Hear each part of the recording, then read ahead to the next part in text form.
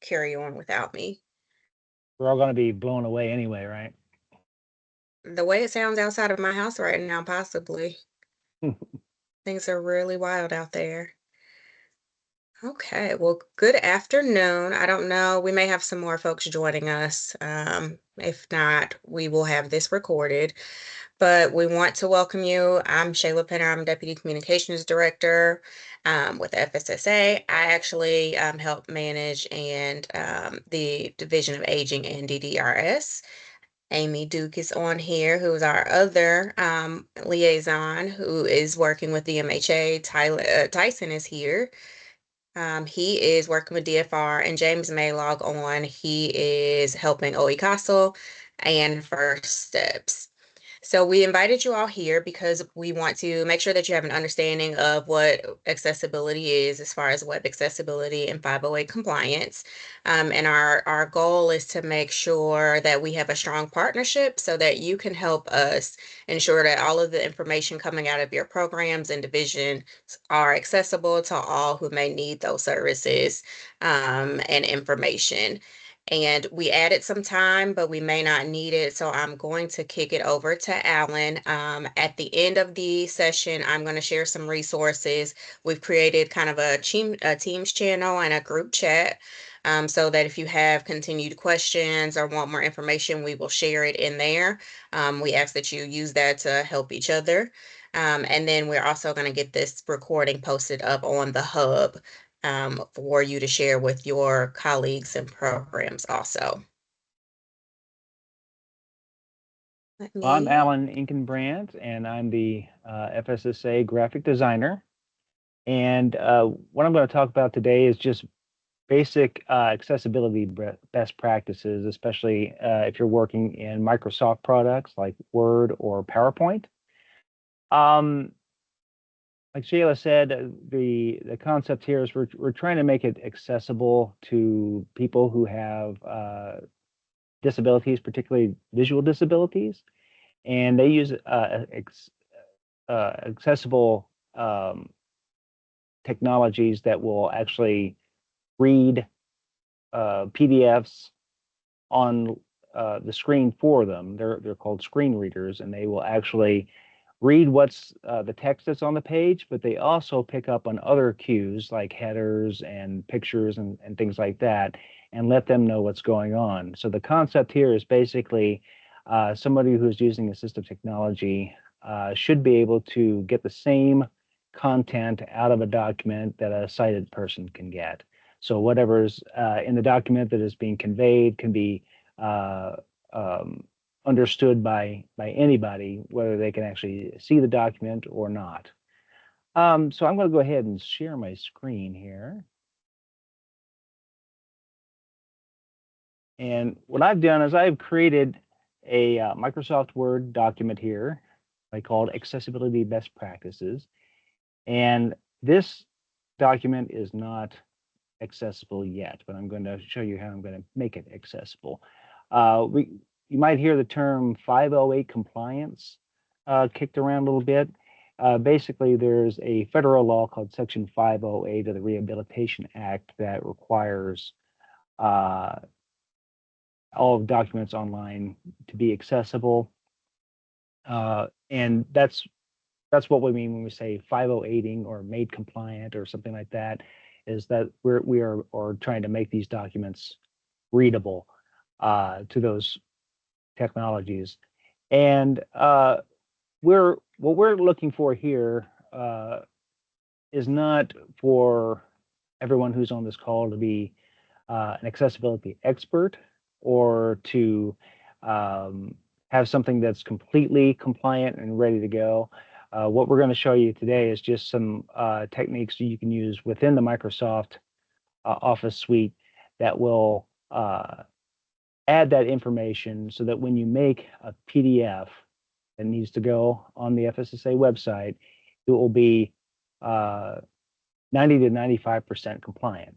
And then Anna and our team, will take it the rest of the way. And we have specialized software that helps us make sure that it meets certain standards for accessibility. but we don't expect you to have any special software or anything like that. This is all stuff that you can do right within Microsoft Word and PowerPoint. So first of all, you can see I have a pretty basic looking document here.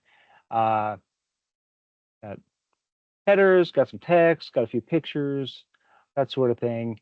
Uh, Pretty basic stuff here. But first thing I'm going to do is, again, since the idea is just trying to make sure that uh, what I am trying to convey to you as a sighted person, somebody with accessible technology can actually get to. And the first thing we can see is that we have pictures on the screen here on my document. And obviously, if I'm blind, I'm not going to be able to see those pictures.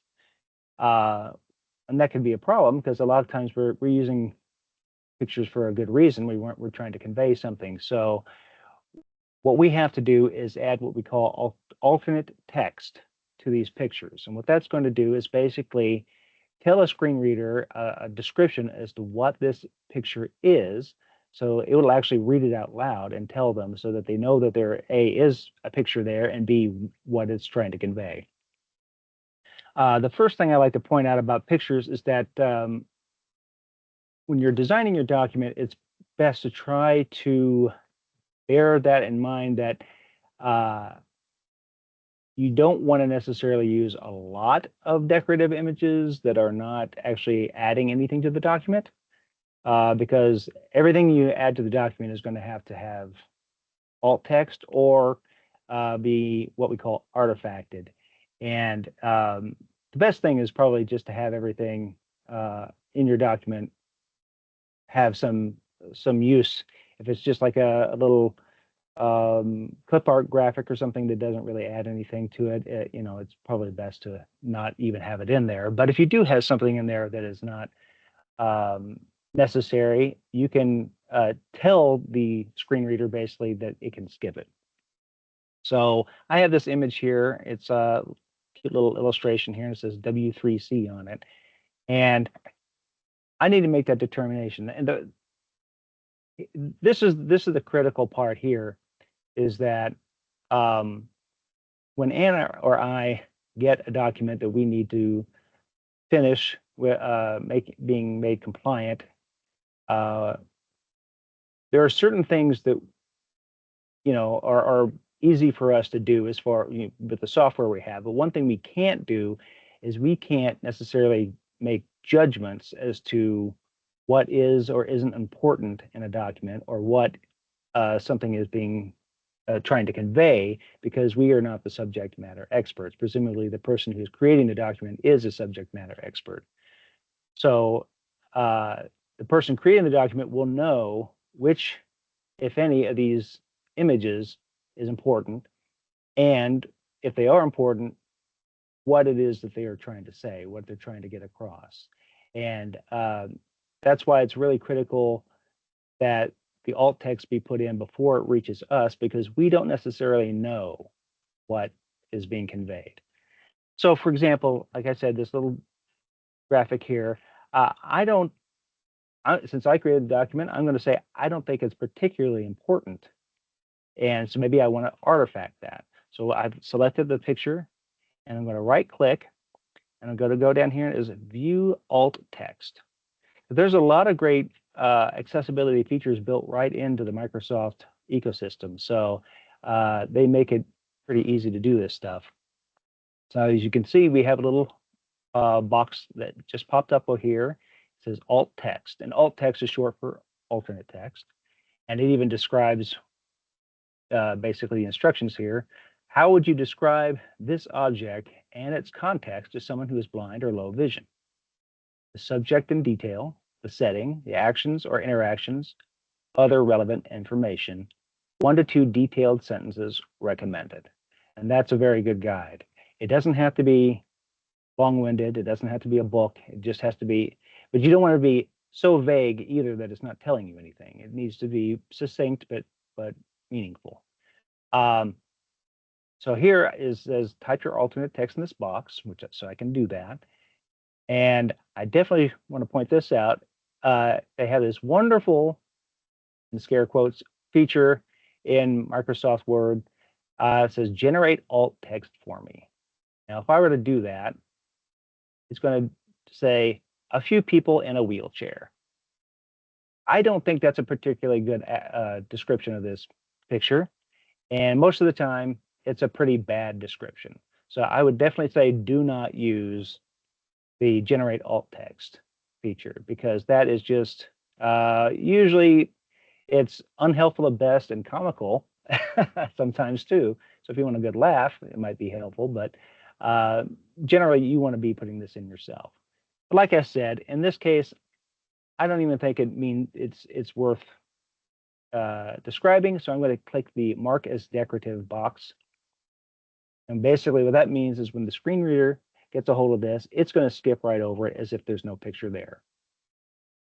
Like I said, generally speaking, you don't really want to have a lot of pictures in your document that are not conveying information. But sometimes you have things like bars or little graphical typographical things like section marker pictures or something like that.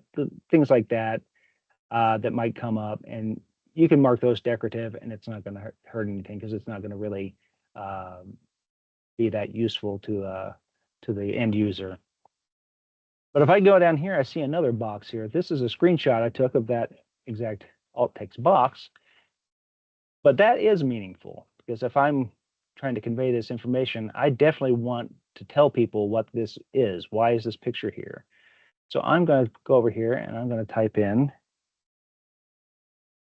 screenshot of the Ethernet text box in Microsoft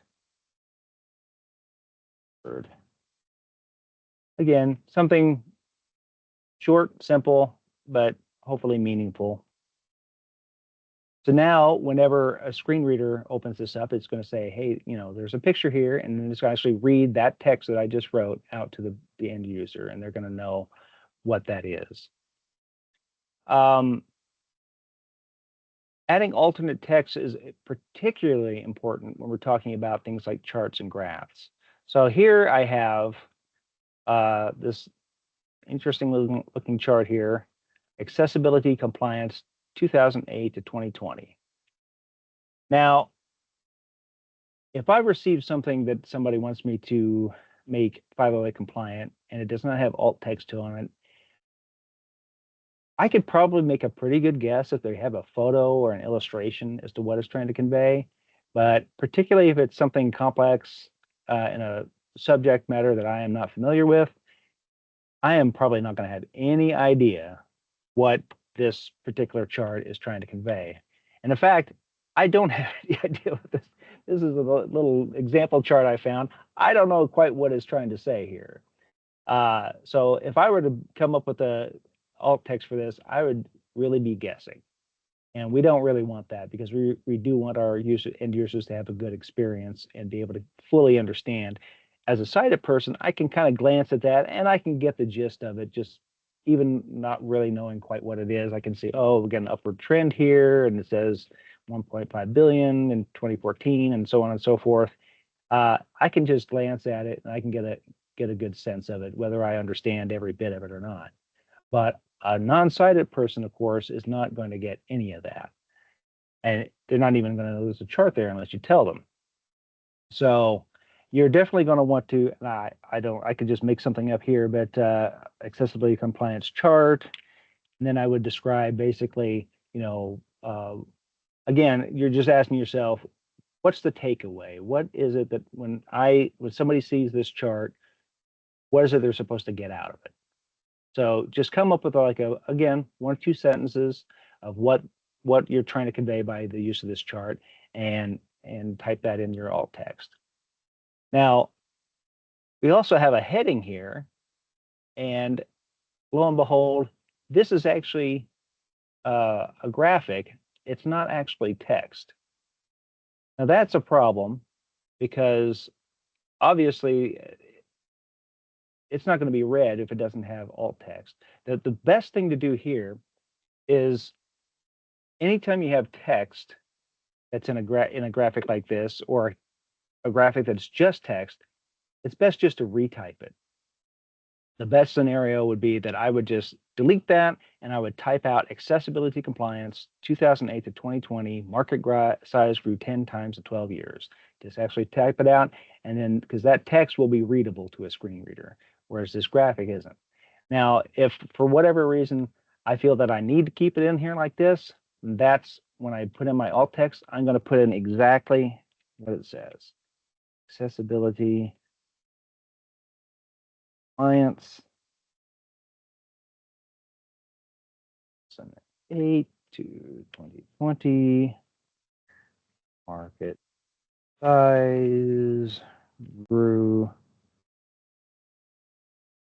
10 times in 12 years. Okay. Now at least it's going to read, the screen reader will read that out, and they'll know that there is a graphic there, and that's what it's trying to convey. Again, best to have it actually typed out, but if you can't do that, then you absolutely have to have alt text in there. So that's what you're going to do for all the graphics in your document. Every one of them that's not made decorative is going to have some alt text. I'm going to pause right there and just see if anybody has any questions or thoughts about this.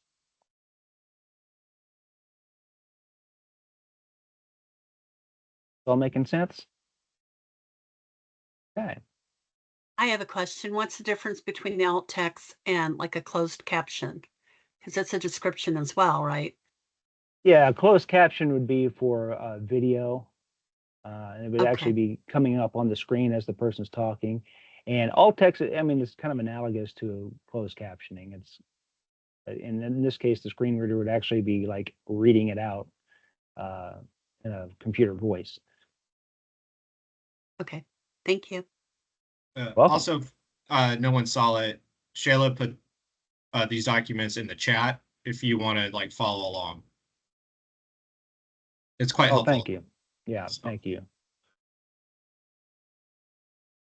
Okay, so I'm going to scroll on down here, and while we're on the subject of charts, I have another chart. I'll come back to this in a moment about this pie chart, but uh, I'll just reiterate the idea that we want to make sure that a non-sighted person is going to get the same information that a sighted person will get. So we'll come back to using color in a moment. But the next thing I want to cover is the headers and document styles. Now, one thing as a sighted person I can do when I see this document, I can basically glance at it, and it has a certain structure to it. And we're all familiar with that kind of structure. We have a header, we have a subheader, we have text, and we have another header or another subheader, so on and so forth. And it kind of breaks it up. And I can kind of glance at this and kind of get a sense of the order of things. Obviously, if you're not a sighted person, you can't do that. It's just going to be a big mass of text being read at you. So screen readers can actually distinguish between headers and subheaders and all that kind of thing. So, but we have to tell it that what's what, because it doesn't know unless you tell it. So I'm going to tell it.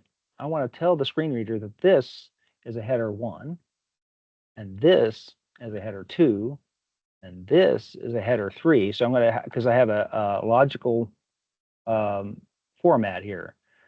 Most important thing, header 1. Second most important thing, header 2. And the header 2 may have several header 3s underneath it. Then I may go to the next header 2, and it may have a couple header 3s under it, so on and so forth. I think we're all pretty familiar with that concept. But the nice thing about Microsoft Word is it actually has built-in styles. So if I go up here to the top ribbon here, I see we have all these different styles here that are actually built in to Word. If I would select this line, see if I scroll over, it's going to preview what they look like. But the great thing is with Word is that heading 1, that the built-in style here, actually has a tag on it that tells it that this is an actual heading. and the screen reader will be able to interpret that as a heading. And again, like go to heading 2, I'll scroll over that, and it's going to tell it that it's a heading 2. So that's all I have to do is choose this style, and I've just made it more accessible. You can notice a problem here though, because I took a little time trying to make this look kind of nice. So I have this nice little green font up here and some nice black font here. But if I'm highlighting this, the built-in heading, it's this blue font. I don't want that. That's okay. All I have to do is I scroll over the heading 1, I right click, and I can update heading 1 to match selection. Now you can see that heading 1 is this nice bold green font. So I can actually make that heading, built-in heading, match what I'd chosen. I can do the same here for heading 2. So I'm going to right click, update heading 2 to match selection. Now if I go down here, I apply heading 2 to that, it's not going to change it. Same thing here for heading 3. Update heading 3 to match selection. Well, it kind of messed it up a little bit. So what I can do here is I can right click on it and I can go to modify. Now I can change that however I like to make it more the way I wanted it. And so and it's great too, because it's nice if I have all these heading 3 set and later on I decide I want them all to be blue or orange or whatever, or a different font, I can do that in the style and it's going to change all the headings that are set to that style automatically. And I don't have to go through the whole document and change them one by one. I hit OK. Make that heading 3. I have to make sure these are all labeled heading 3. 3, 3, 3, 3. I don't have any more heading 2s or heading 1s, but if I did, I would have to apply the heading style to those too. Again, the screen reader doesn't know what they are unless you tell it. So that's how we're telling it, is we're applying these styles. You can go heading 1, 2, 3, or 4 need. Again, just to exemplify this again, like this heading 3, if I were to go in here and modify it, and I want it to change, say change the font to this,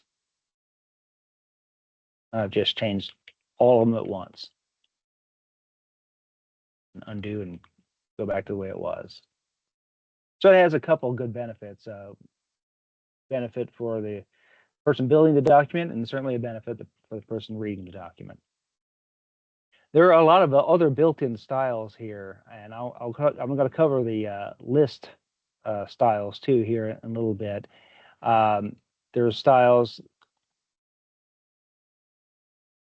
paragraph styles. You can add spacing before and after a paragraph in Word. And what's nice about that is sometimes we get documents in which people have just hit the return key to make spaces between paragraphs or sections. All those come through in the document. Whenever it's made into a PDF and a screen reader is reading it, it's actually going to read all those extra spaces out loud. And if you have a bunch of them, it can be pretty annoying. So we usually try to remove those. But if you're using paragraph styling and you're changing the spacing that way instead of manually adding spaces, you're not going to have that issue. You're not going to have a bunch of extra spaces in your document.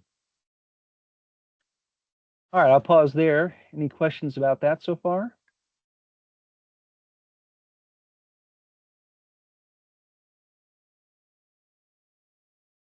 Okay, all clear on the headings? Okay, let me scroll on down here. All right, we're going to go back to our graphs here. So we have this nice pie chart. Now I can put some alt text in here. I must put some alt text in here, in fact, describing what this is. But The probably the obvious problem with this for somebody who is blind or somebody who is colorblind or somebody who has some other visual problem is that uh, I have expressed these relationships between the amounts displayed in this pie chart by using color alone. That's a problem. If I can't see that this wedge is orange and that means it belongs to Canada, or that this is light blue and it belongs to the USA, uh, then this pie chart is not going to be useful to me at all. So one of the main things when you're designing a document is we not avoid the use of color, but avoid the use of using only color to convey some information. You should always, if you're using color to convey information, there should always be another way you're conveying the same information without the use of color.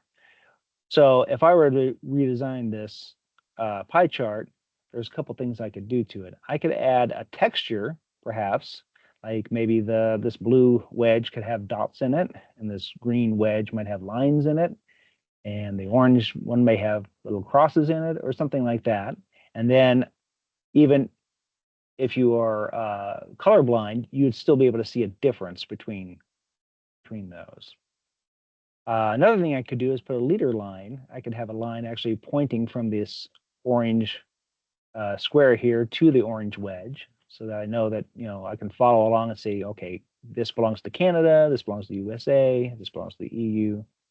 Or I could have text in the wedge or outside of the chart that labels it, tells me what the percentage is, and tells me a little more information. Just anything like that. Anytime you're using color, just ask yourself, if I can't see color, am I going to get the same information out of this chart as somebody who can see color? And if the answer is no, then you have to figure out how can you do that. And of course, I'm still going to have alt text here that I would type in and explain what this chart is trying to convey, regardless. But that doesn't go just for charts; it goes for any time you're using color, in a table or anything else. Just bear that in mind. Any questions about color? Yeah, I have a quick question. Sure. When you're talking about not just using the color, are you talking specifically for someone who like their deficit is in seeing color only, or someone who is unable to see at all? Well, both actually. Someone who can't see at all would definitely need alt text to Mm-hmm. convey that. Somebody who is colorblind might actually be able to see the chart, but might need help interpreting the chart. I So see. you So the can't. alt text is kind of for the maybe non-seers, and the color two toned thing is for people who might be able to see it but not see colors or something like that. Right, because you may have Okay. some. If you have a user who is blind or legally blind, they Mm-hmm. probably have assistive technology to help them Right. do that, and the alt text would help them. But if I'm just colorblind, I may not have anything like assistive technology or even know what that is. I may Right. just be looking at the document without any help, and then if that's the case, then this is going to be a complete mystery to me because I won't have alt text or any other way to interpret it. Right. Okay, thank you. I was originally just thinking about someone with a screen reader, and I was confused on why the second modality would help them understand it, but now I'm understanding that that's just for someone with a different need. Yeah. So thank you. I appreciate it. Oh, you're welcome. Yeah, we're trying to keep in mind like all the different kinds of people who might be trying to access our documents, and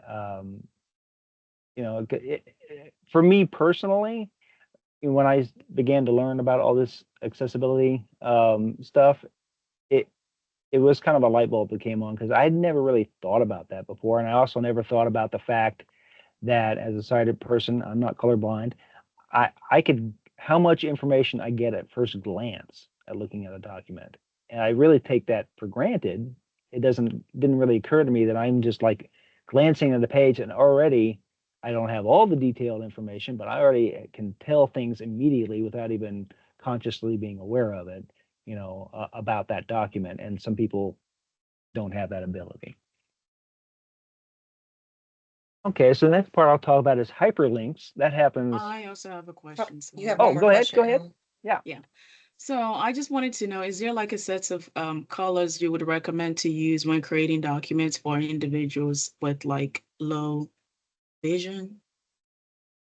Yeah, I would definitely say that higher contrast is better. If you have a chart like this, and you're uh, well, anytime you're using color for anything, you want to make sure you have high contrast. Like if you have a colored background and text on top of that, if there's not a lot of contrast between the text and the background, that can be very hard for some people to see.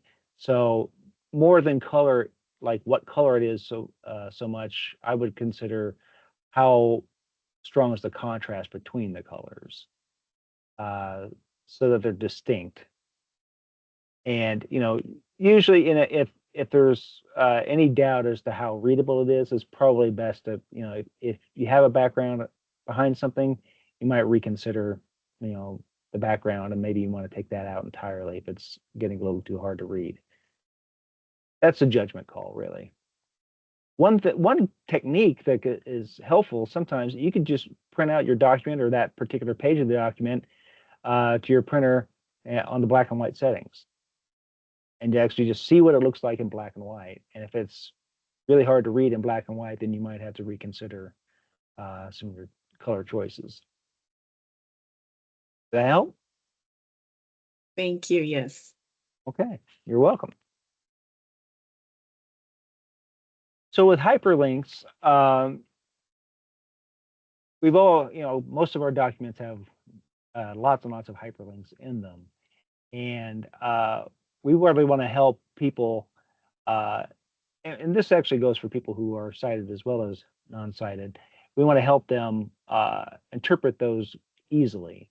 One thing we see a lot is people just using um,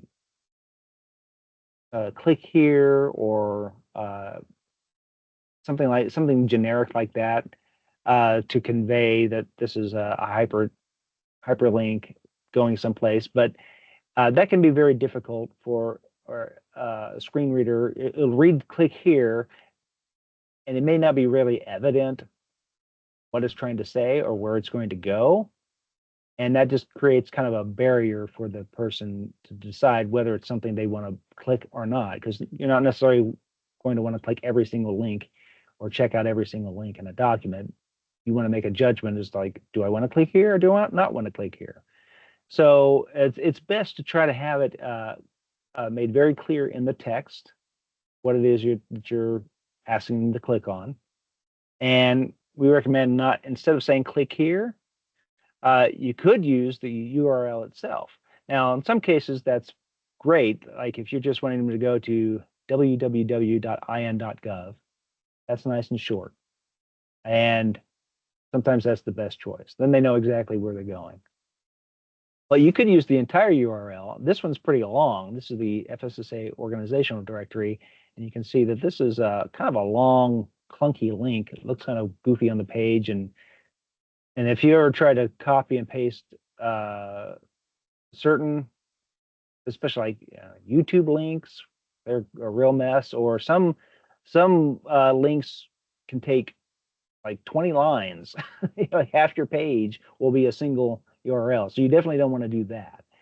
The best thing to do is just use the full title of the destination page or a succinct description of what it is, so that they know exactly where they're going. So in this case, I've said include the full title of the destination page, like FSSA organizational directory. That's nice and clear. And then I have a link here. And of course, when you have a link, you would definitely want to make sure you have it underlined. That's kind of gives a very clear sign to people who have the site, that is an active link. And people who are not sighted, it will actually read the text and let them know that it is a link and the screen reader. Any questions about that?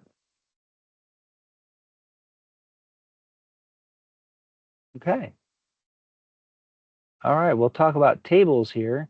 Tables can be the most challenging part for accessibility, and a lot of it is uh, not necessarily, that's something like on our end, Anna and I can work with making tables accessible in our software. But if a table is not well constructed to begin with, that can be very time consuming. Probably one of the most time consuming things on our end to make something compliant.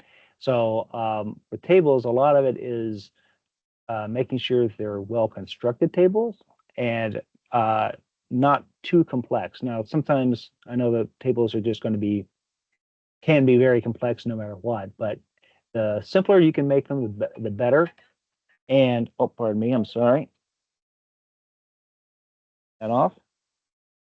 And the other thing that people tend to do is tables can be kind of a handy way to lay out a page. If you want to try to make a kind of a fancy looking layout, people use tables in that sense. But if you're not using a table as a table, that can cause real problems with the screen reader, because the screen reader is going to interpret that as a normal table and try to read it that way to the user. But if it's just used for a design element, that can be very confusing. So you want to make sure that your tables are true tables and they have your columns and your rows and your headers are very clear. So here I have a little table here that I haven't finished. It says, what is a table? I have a header and I have columns, rows, and cells. So I'm going to create a table in Microsoft Word here. I'm going to select these guys right here. Now notice one thing I'm not going to do is I'm not going to select the header, the heading of the table, because I don't want that part of my table. That needs to be completely separate. I'm going to select that data. Go up to insert. I have made tabs between each section here. So it says table element, and I hit the tab key and then definition, so on and so forth. So I'll go up to table here, and I'm going to convert text to table. Get this convert text to table info box. And right down here says separate text at tabs. I can choose paragraphs or commas or some other character, but I'm going to have it separate the text at the tabs. Hit OK. And create a table, and then I can go in and adjust it as I want. I can apply different styles to it. Again, using the built-in styles here.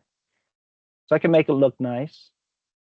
But one thing I'm definitely going to want to do is I'm going to want to make sure that it knows, that Word knows that this is a header. Because one thing, the screen readers with a well-constructed table can make tables really easy for people with screen readers to use, because it's going to read out the headers, the columns, and the rows in a very clear manner, and they can go through these very easily. Because as you know, like especially if you have a document with a lot of long tables, a lot of sighted people, they're going to glance at those and they're going to ask themselves, is this something I'm interested in? Or maybe I can skim past this and I'll go to the next table. Maybe this other table is more useful to me. Well, we want to give the people who are using screen readers the same opportunity to glance at a table quickly, glance, audibly, and kind of get the gist of the table. And then they can ask themselves, do I really want to go through reading every cell, or do I want to go through it very quickly and just kind of see if this is relevant to me? So one thing I'm going to have to do is make sure that those headers are labeled as headers. So I'm going to go up here to table layout. I'm going to click on repeat header rows. There you go. And that's going to indicate that these are headers. And the other benefit is too, if this is a very long table and spans several pages, that at the beginning of each page is going to repeat those headers. So it's going to say table element and definition at the top of each page that the table is spanning, and that can be very helpful. It can be very helpful, one thing, for sighted readers, so that you don't have to go back a few pages, like I've forgotten what the header of this 7-page table is. I don't want to have to go back every time and look at that again. That's going to make things a lot easier for people to, again, sighted or non-sighted, to interpret. All right, any questions about tables?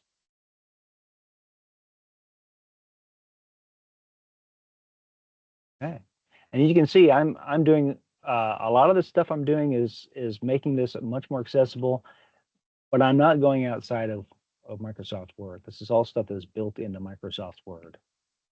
And I find a lot of these things make it a better document for sighted as well as non-sighted, and a better document for the user, the creator of the document too, especially if you're having to go back in and make edits.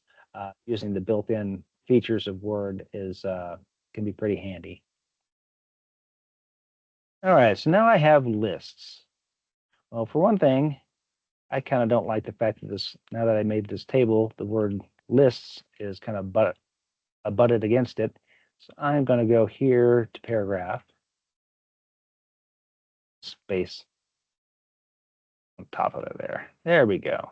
That's better.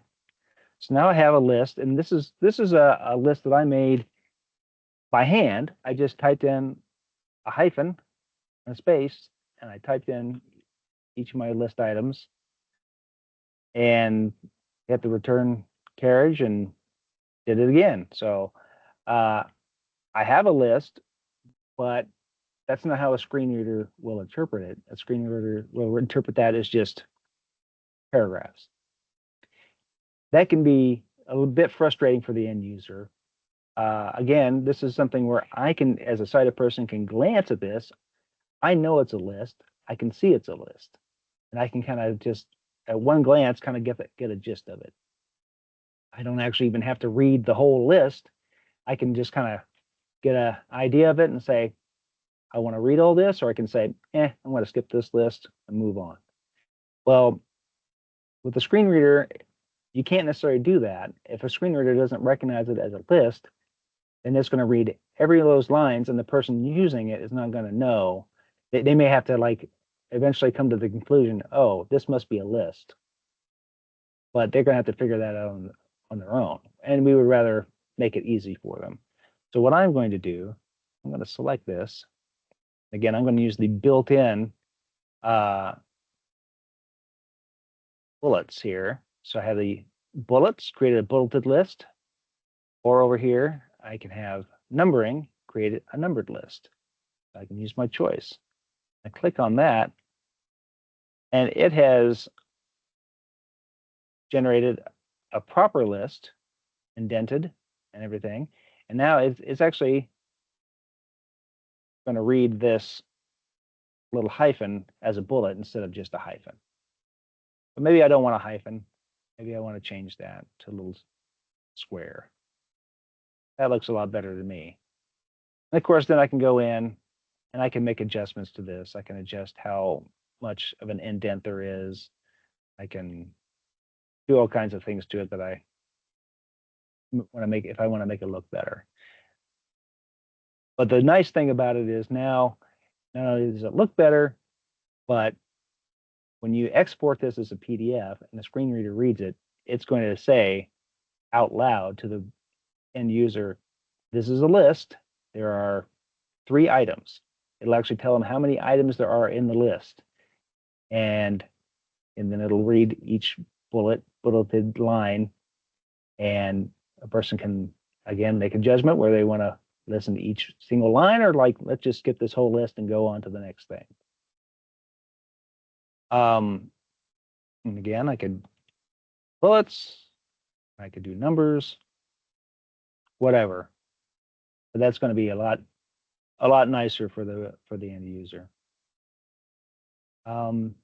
Any questions about lists? I have a question. A lot of times I feel like when I'm just drafting a document, using some of these paragraph tools, like the list things, or even like spaces between paragraphs and things like that, I end up encountering a lot of issues where it's not doing what I want. So I have to like kind of mess with it and, like undo some of it and then redo it.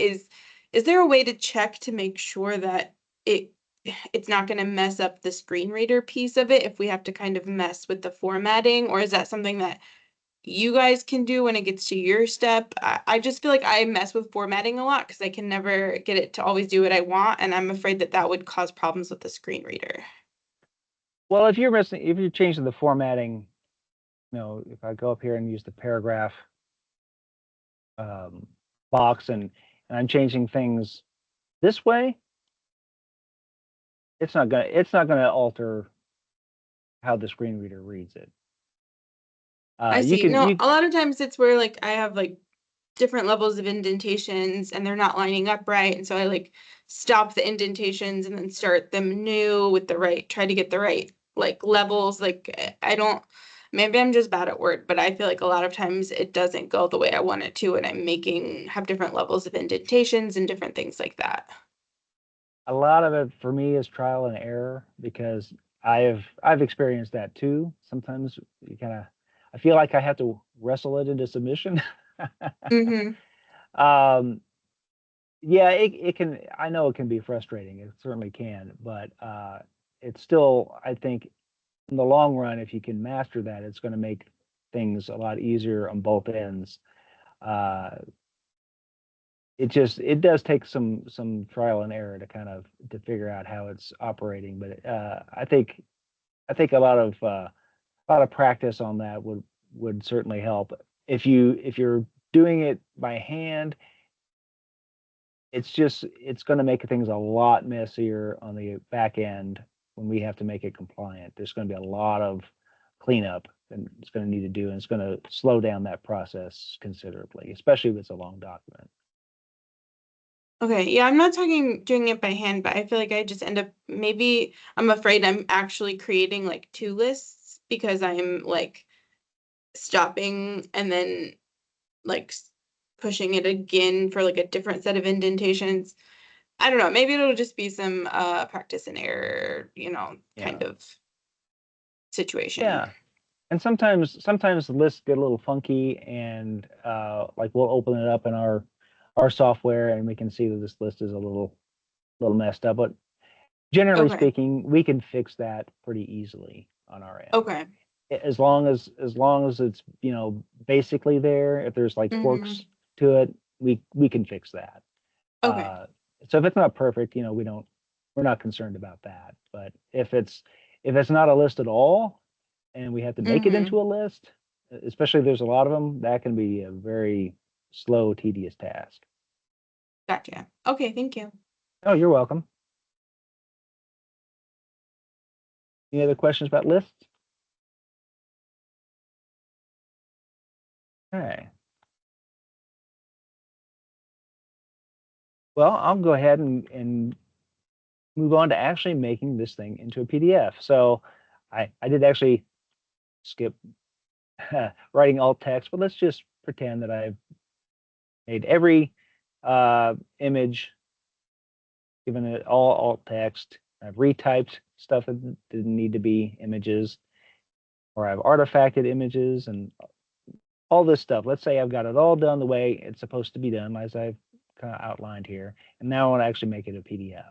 Before I do that, there is a nice feature under the Review tab in Word, and it's Check Accessibility. And that is pretty handy because I can click on that, the Check Accessibility tool, and the Accessibility Assistant comes up, and it's going to help me just double check everything and make sure that I haven't skipped anything. Like here, it can tell me right here, missing alt text. It caught that. It caught the fact that I skipped that one. So now it gives me another chance to go back in and enter an image description.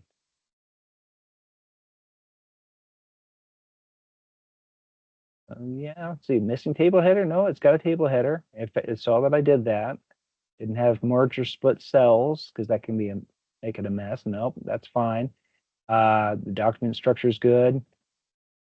It suggests, whether if it sees things that are hard to read, text contracts, it might flag that and have you kind of look at it. Yeah, so that looks pretty good. We'll pretend again that I've actually made the alt text. And I'm going to export it now. Now, you I probably have a know there's, question. oh, go ahead. Sorry. So what if, sorry to interrupt there, but what if you have entered the details or a description and it's still saying, when you click on the check accessibility and it's still saying that you need to rectify it, like what do you do at that point to resolve it? Some of it is a judgment call. Like if it's Okay. like if it flags the contrast or whatever, you can decide and like, well, I this is going to be fine. When it comes to alt text, the big tricky thing about alt text is that if there's any alt text, even if it's the auto-generated text, it won't see that as a problem. Even if it's the worst description in the world, that's a judgment call. It will technically pass an accessibility checker, but the end user is not going to get a lot out of it. So that's one thing you have to be really careful about, is just make sure that your alt text makes sense to you. And hopefully it'll make sense to the end user, because if you just put in a picture of a thing, accessibility assistant will go, oh, okay, there's alt text there, it's fine. But a picture of a thing is not particularly helpful. But this is just a kind of a helpful tool to double check yourself and see if there's anything you missed. So now, as you probably know, there's like a lot of different ways that you can make a PDF from a Word document, but I think this is the best way to do it to make sure that it's going to generate tags. And when I say generate tags, is that is the feature in a PDF that allows a screen reader to interpret all this stuff we just did.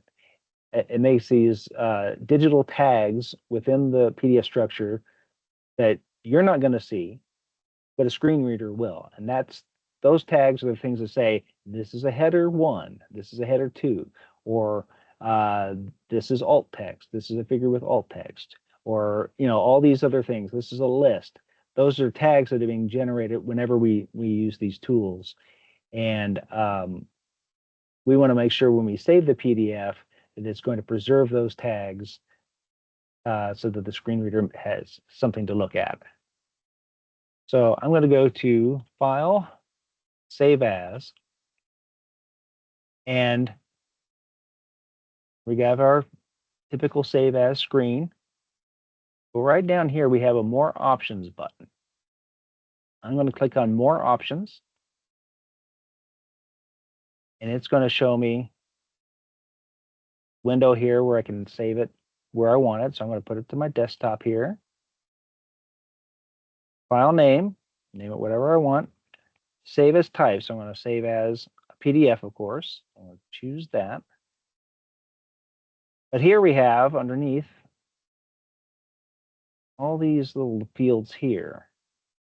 Now, these are document property fields. Now, this is also very important because document properties are things that are going to tell somebody before they even open the document what is going on. What is this document? Who made it? And what's it about? And again, that's something that I would take for granted, that I could just glance at a document and instantly know basically something about it before I even open the thing. Well, if you're not a sighted person, you can't do that. But if you have document properties filled out, then that is going to give them the information they need so they can know whether they even need to bother opening the document in the first place. So here we're going to have authors, tags, title, subject, and it goes on to manager, company, etc. There's quite a few here, but we are only concerned about the first 4: authors, tags, title, and subject. The authors generally, when we're talking about authors, in our case, we're not necessarily talking about the person who created the document. We're more interested in what program area or what division is this from. So in this case, I'm going to like that, delete that, and I'm going to type in FSSA applications. There we go. Indiana Office of Strategic Communications and Media. I'm going to choose that. So that is going to be my author. I'll hit the tab key. I'll go to the next one. So now my author says FSSA Office, Indiana Office of Strategic Communications. Tags is just going to be just a short little thing, like just say FSSA. I could add numerous tags to it. I could say accessibility, things that allow people to search and find this document. I'd say Microsoft Word.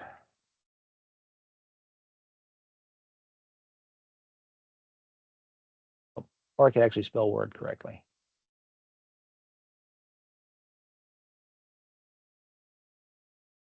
There we go. Title. It doesn't have to be the same as the file name, but a lot of times it probably would be. So I'm just going to copy and paste that in there. But if you have a weird, ugly file name, it's best to have a nice, clean title so that people know exactly what it is. Sometimes I have a bunch of like version numbers and other junk in my file name that is a little hard to read, but I want my title to be very clear. And subject, I'm just going to type in a little brief sentence about what it's about. To take Word documents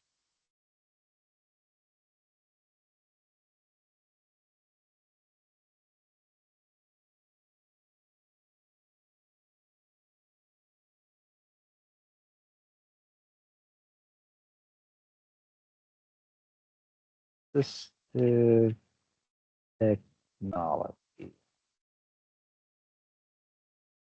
Again, just like with alt text, doesn't have to be very long, just something descriptive that lets them know, again, so they can, before they even open it, like, okay, this is what I'm in for. Like I said, I don't need manager, I don't need company, I don't need any other stuff. I'm not going to worry about that. Okay, so now I've got file name, I got my save as type PDF, I got my first four fields filled out. Now I'm going to click on options. Choose my page range in case I want to do just part of it, single page, or the whole document. That's fine. Down here, publish what, document showing markup. That's fine. This is the critical part for accessibility purposes. It says include non-printing information. Create bookmarks using headings, document properties, and document structure tags for accessibility. All three of those should be checked. Especially with longer documents, it will make bookmarks in the PDF, and I presume you've probably seen bookmarks in PDFs before. It'll automatically generate those based on the headings that you've used. So if you have heading 1, heading 2, and that sort of thing, it'll have a bookmark for each one of those. That will make your document much easier for a person with a screen reader, or anyone for that matter, to maneuver through the document. They can actually pop through to the right section very easily using the bookmarks. Especially important, like this is just a one-page document, not that big a deal, but if you have a 30, 50, 100-page behemoth, bookmarks are going to be really handy. Again, handy for everybody. Document properties, that's what we just filled out here, the authors, tags, and so forth. So we want to make sure that those are included. And then document structure tags for accessibility. that's the most important one because, like I said, the tags are that little bit of code that tells the screen reader what it is that we've just marked.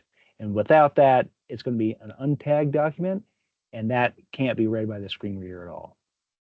Untagged documents are not helpful. PDF options, I'm not going to worry about that. That's okay. So I hit OK here. I'll hit save.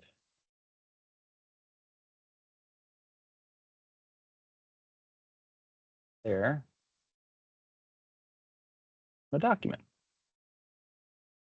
You can see here if I scroll over alt text, a little window, a little tooltip pops up here, and then that's my alt text right there for that picture. Okay. Any questions about saving as a PDF?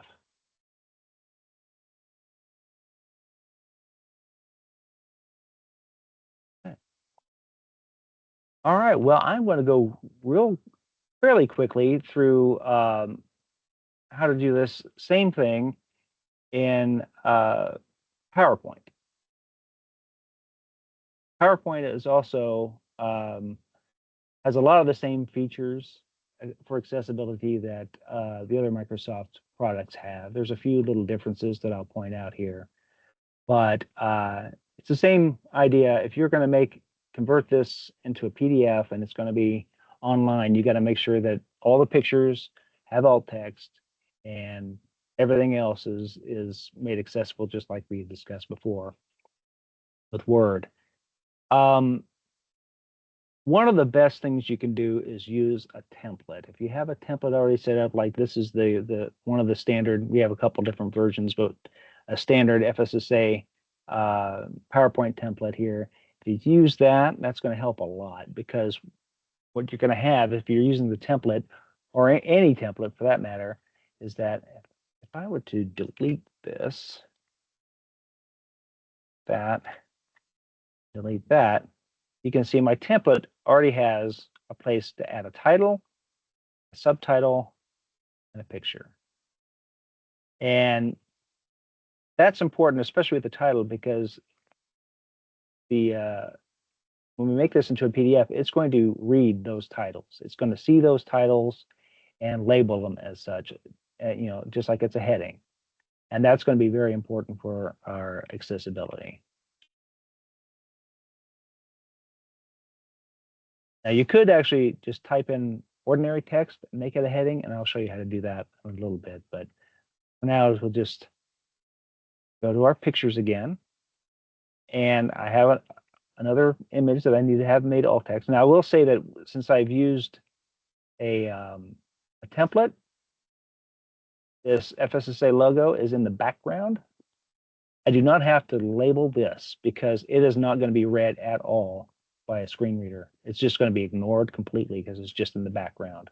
We don't even have to worry about that. But this image I do have to worry about. I've got it selected. I'm going to right click on it, view alt text. And look at that. We've got pretty much exactly the same box that we had in Microsoft Word. As far as I know, it's identical. So, except in this case, it has already generated alt text for me without even me asking. And this one says a group of people holding letters. That's even worse than the one we came up with in Word. So yeah, we definitely don't want to use the generated alt text. We want to make our own. Or again, we have the option of marking it as decorative. You could say illustration of happy people. whatever you think is going to be useful. Just like I said before, one or two detailed sentences. Or in this case, we're going to make it decorative. Okay, so we go screen by screen and slide by slide. We'll just do the same thing. Choose each one of your images, type in whatever alt text you need to have. Make sure every one of them is either marked decorative or given alt text. There are a few things you need to pay attention to in PowerPoint particularly, and that is thinking about, again, people with low vision, visual disabilities, or aren't necessarily legally blind. You want to make sure that your font size is sufficiently large, especially if you're going to have this thing on a projector. If there are people who don't have the best vision, they need to be able to see what's on the screen. So try to make sure that you're not putting too much on a single slide. If you have a very crowded slide, break it up into 2 or 3 or more slides if necessary, so that it's not so crowded and difficult to read. And you definitely want plenty of contrast, again, especially if it's going to be on a projector. Sometimes it's already, especially what angle you're looking at, it might be kind of hard to read anyway. So make sure you have lots of contrast. And if you're going to have this thing online, you kind of want to avoid slide transitions or animations, because those are going to be kind of wreak havoc with the screen reader. And the other thing is too, you might be tempted. You have the notes window down here. The notes are for, of course, the presenter. Some people might be tempted to put their accessibility information down there. Well, the notes are not going to be preserved, not going to be read by the screen reader when it's made into a PDF. So the notes pane is strictly for the presenter. It's not. Don't use that for accessibility purposes. Any further questions so far about PowerPoint?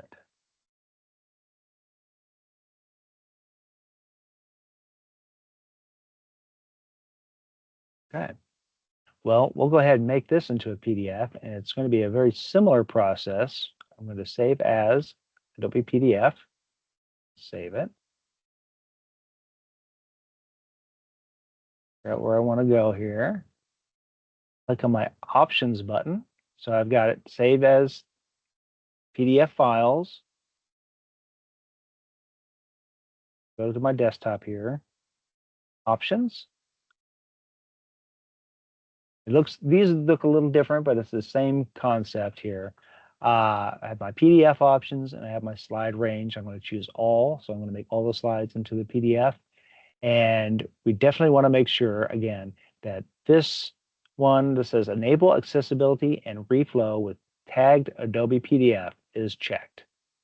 And we definitely want to have bookmarks and convert document information. But this one's the critical one. This, again, enable accessibility and reflow with tagged Adobe PDF is going to ensure that tags are created. And then I can hit OK. Save my PDF. It's thinking. Here it is. All right. Any questions about that?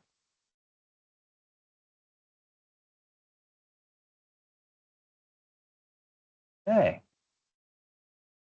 Well, that's what I have to present to you. Are there any questions about anything else about the whole process or anything?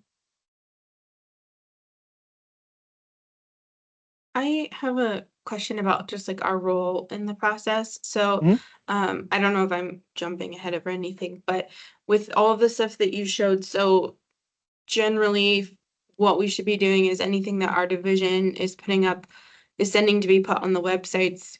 It should get sent to us first. We should do this first and then give it back to them to send however they usually send it to get put on the website, or how should that process look? Great question. I'll jump in. So we want to wrap up with the next steps. So because this is a new partnership, we've never done this training. like this before. We've done it more individually as folks needed it.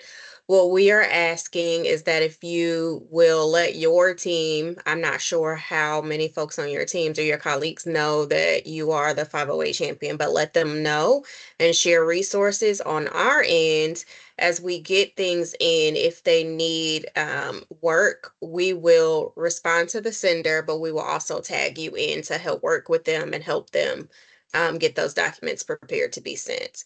Because I think what will continue to happen is folks will send them to web requests, which is how they submit documents to be put on the web. And our team typically takes a really quick look at them to see if they are ready to be put up, and we'll identify what needs to be done. And then we'll just tag you in. And we are going to post this recording, so feel free to share that. We're going to post it on the hub. And then I am going to share in the Teams chat. I'm actually going to drop it now. There's a channel for you all. And Alan has put the documents from today in there, and he's also added quite a few other documents, including a guide. Also feel free to share those. But as we start through this process and the partnership, we ask that you reach out with any questions that you have. I will say that anything that's a critical request that's going on web, typically myself, James Bond, who is with OE Castle, or Amy Duke, who is with the DMHA, Tyson with DFR, we typically will know about it and we may have access to see what needs to be worked. I will say it, Alan and Anna jump in. I think there will be some collaboration because our team, as Alan has said, has some access to tools that you all won't be able to utilize and or correct. What we've done in the past is we may say, if you can get the Word document piece of this together, we can handle heavy tables, especially if it's a report or something really extensive.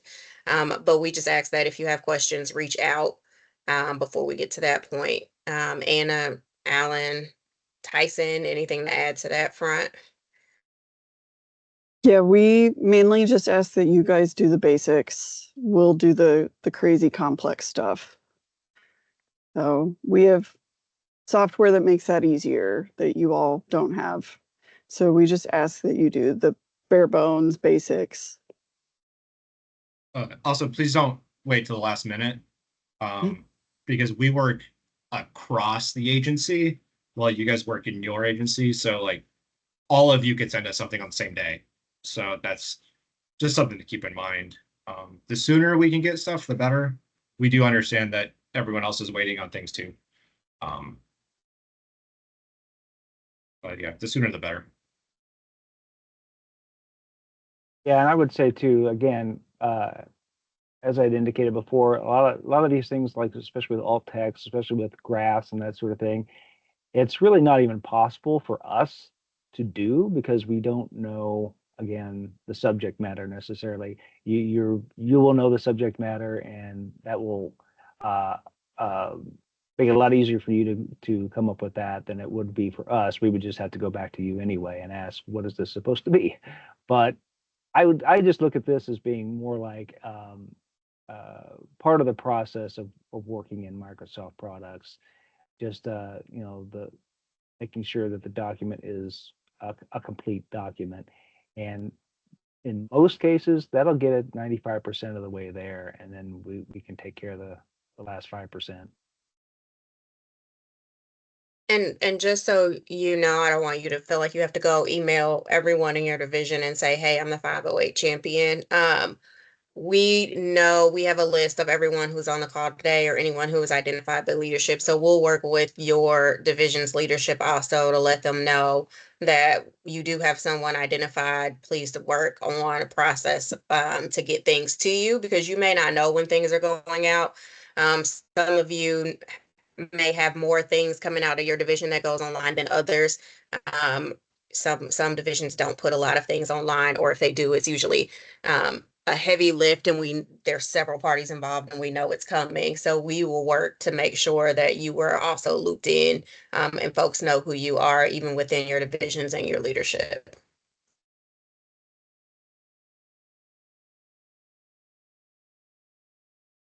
We definitely appreciate your time and effort on this, because it can be bewildering, but it really is really important, and I think it's going to be a real benefit to everybody.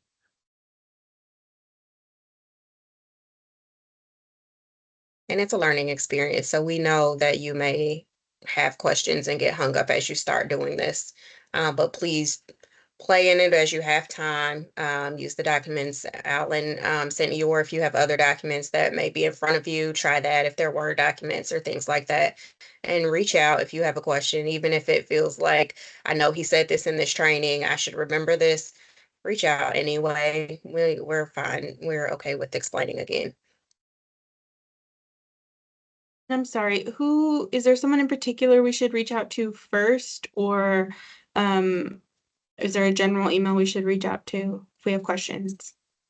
Reach out. I just put that Teams channel. We'll make sure Oh, okay, everyone yeah. on this call has access to that.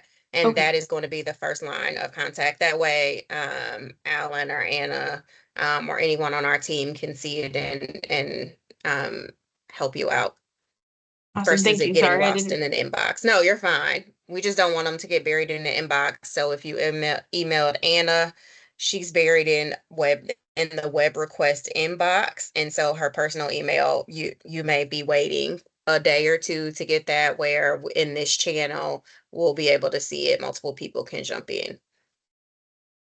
Also, you'll be able to see past responses, so you can always scroll up to see if it's already there. Which is something I forget about too. So I kind of forget to scroll up sometimes. So Anything else? Comments, concerns? Okay. Well, thank you all for your time. You get a couple minutes back in your day, and we will get you added to the chat, and we will be in touch. Thank Thank you. Have a good you. weekend. You as well. Thanks. Thanks. Bye. Bye.